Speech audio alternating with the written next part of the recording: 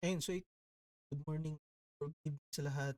Ito pala yung ating pang-apat na laboratory. So yung gagawin natin dito is gagawa tayo ng user using Active Directory, using the UI ng Active Directory users and computers. Pangalawa is gagawa tayo ng user using PowerShell. Okay, so start na tayo. So paano gumawa ng user sa dito lang? Pwede tayong punta tayo ng tools. Natin yung server manager, punta tayong tools, Active Directory using computer. Pwede tayong gumawa ng user dito sa administrators. So, dito tayo gagawa ng user sa production bago tayong user. New.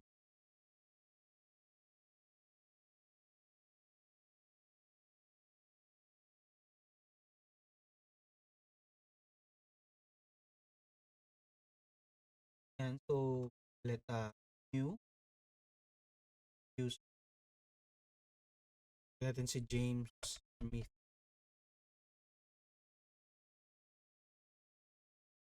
So, log on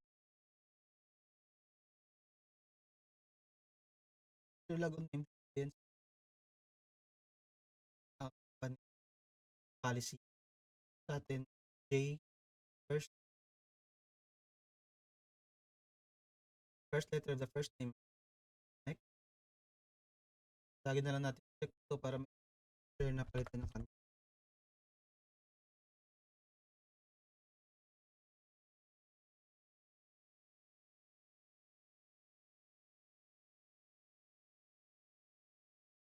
Pare password. Yan lang.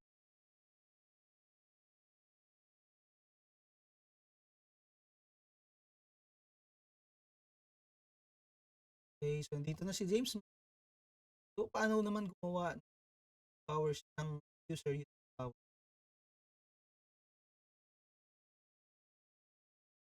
Open lang tayo ng powers. So, search natin powers. Try natin itong IS para kapag-test tayo.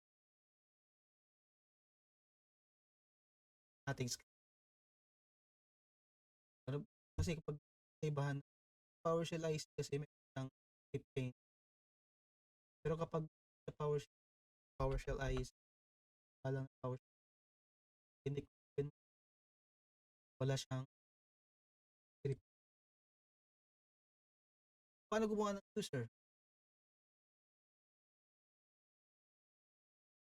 Testing natin ay para nakita ko lang kung direct natin ilagay yung password naka-error tayo pero nakita ko lang kung bakit. So new add new tab una is yung name. Sabihin natin si John.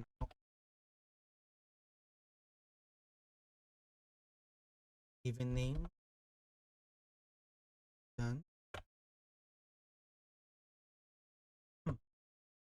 Surname. Nok. Tapos user principal name. Natin Jnok at this guy dot go.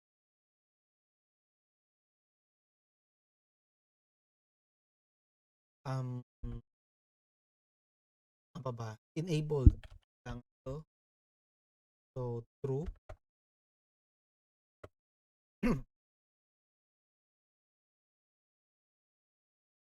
Some account name. Pang login. So, Jnok. And account password. Tara natin lagay yung password. Password. Tara natin i-run.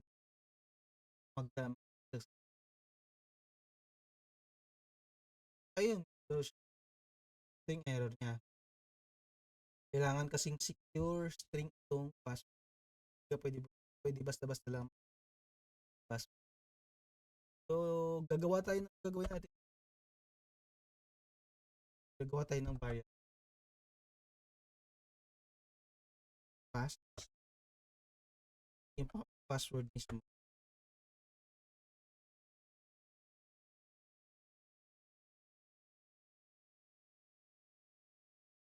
Tapos,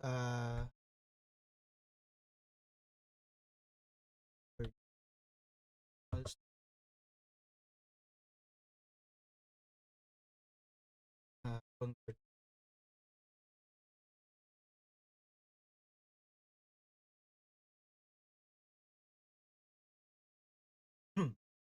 Lagay natin on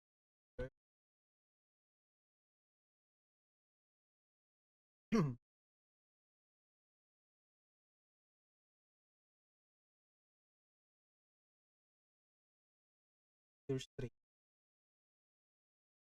Nagawa ko pag masyado alam. Ayan. I-run.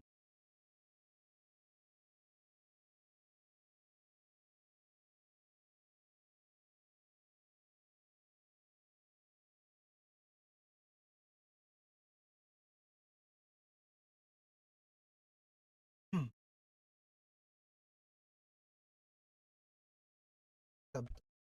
Ayan. So, as plain text pala. Tapos, force natin. Ayan.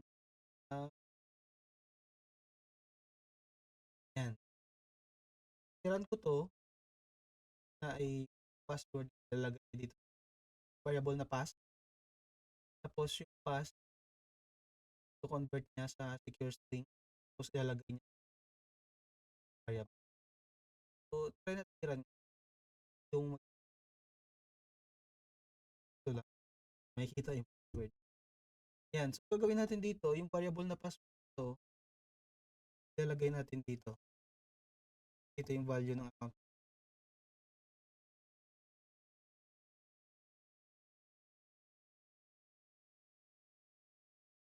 Try natin i-what if.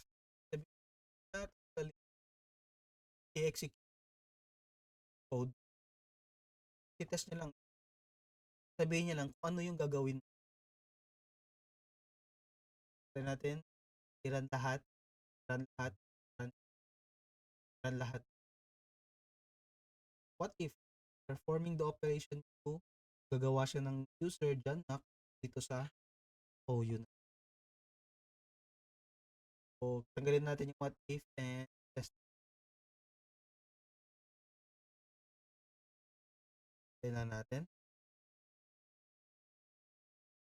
So, nagawa na si user dyan na. So, paano natin siya i-verify? Using the PowerShell. Kasi sa UI, madali lang. Ipunta ka lang dito sa user. So, press natin. Ayun, may kulang tayo.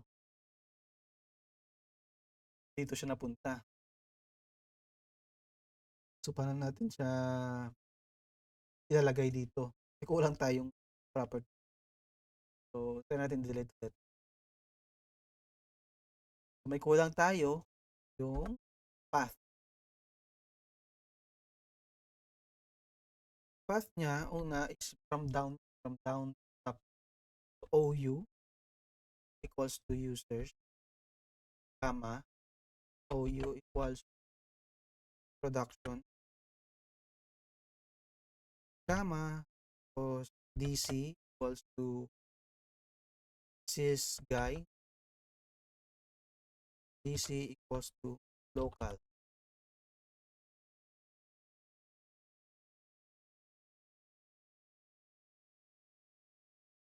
Try natin nila.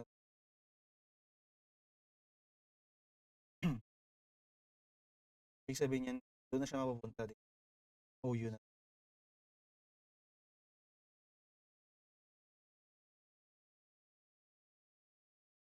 Matagal lang. Yun. So, check. Ayan, madali lang sa UI mag-check. Dito lang. Search natin to. Yeah. Ayan. So, paano naman sa PowerShell? Pwede tayo dito mag-query. To get, kung yung user nyo, to get pag-query lang. Mas, ano to, mas safe itong get. Lagi itong ginagamit, kaya lagi natin tandaan. To get AD user, parentheses, pwede kang name, tapos is to like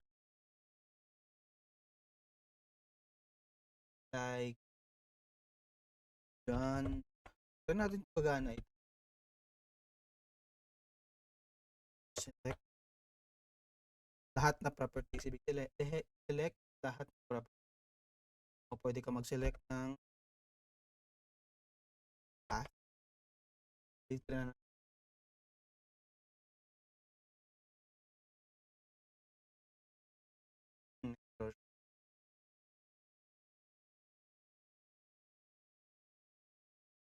there is no. Okay. Mali itong. Try natin ibang filter. Ayan. Wala pa. Wala siyang sabi dito, wala siyang input. Siyempre, wala kasi nakalagay na filter doon. Sa isip ko kasi meron na eh. Ayan, so filter. Try natin i-run ulit. So walang properties na path. Ang isa nito is distinguish name.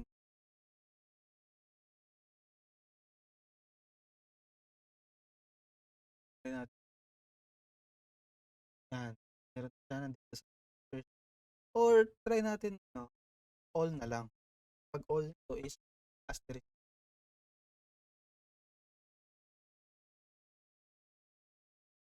So meron na siya dito sa search, production. So next tutorial natin is gagawa tayo ng bulk search. Saman na rin natin ng bulk group. Kasi pag gumawa ka ng group nito, doon lang naman u-cd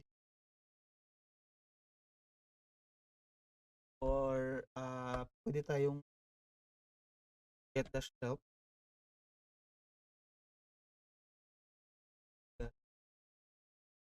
Walang paano po. Ako na new dash.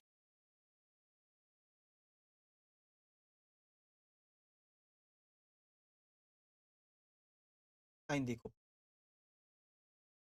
Ayun, so ganoon lang din naman sa ID group, lagay mo na din yung yung main.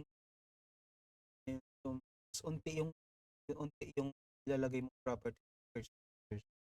Ayun lang po. So susunod ay gagawa tayo ng bulk users using the powers. So have a good day. Enjoy.